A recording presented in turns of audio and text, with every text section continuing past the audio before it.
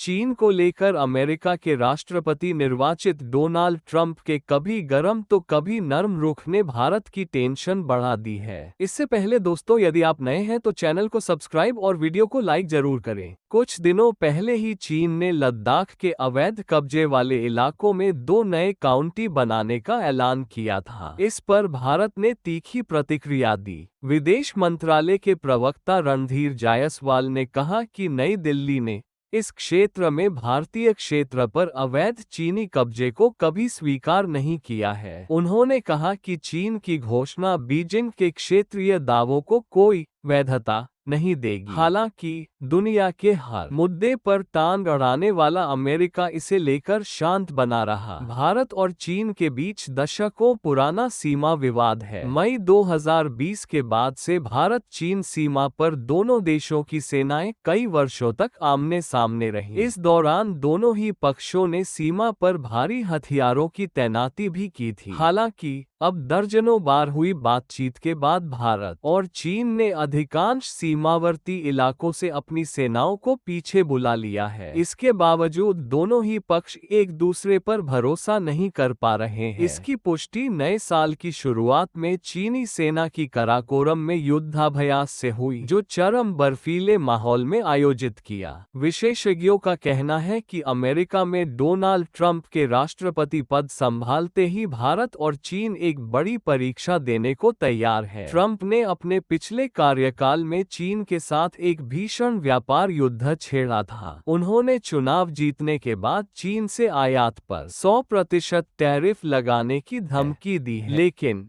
प्रधानमंत्री नरेंद्र मोदी को अच्छा आदमी बताते हुए ट्रंप ने भारत के खिलाफ भी टैरिफ लगाने की धमकी दी है। जैसे जैसे ट्रंप के शपथ ग्रहण की तिथि 20 जनवरी नजदीक आ रही है, उनके चीन के प्रति रुख थोड़ा नरम पड़ते दिख रहे हैं। विशेषज्ञों का मानना है कि इसकी बड़ी वजह ट्रंप के अरबपति सहयोगी एलन मस्क के व्यापारिक हित है। मस्क की ट्रंप प्रशासन में भी महत्वपूर्ण भूमिका होने वाली है। ऐसे में ये सब भारत के कूटनीतिक हलकों के बीच बेचैनी पैदा कर रहा है। अल जज़ीरा की रिपोर्ट में पूर्व भारतीय राजनीतिक जयंत प्रसाद ने कहा कि ट्रंप में अपने दुश्मनों की चापलूसी करने और अपने दोस्तों को परेशान करने की प्रवृत्ति है। नवंबर में अमेरिकी राष्ट्रपति चुनाव जीतने के तुरंत बाद ट्रंप ने कहा कि वो चीनी स्वामित्व वाले सोशल मीडिया ऐप टिकटॉक को बचाएंगे,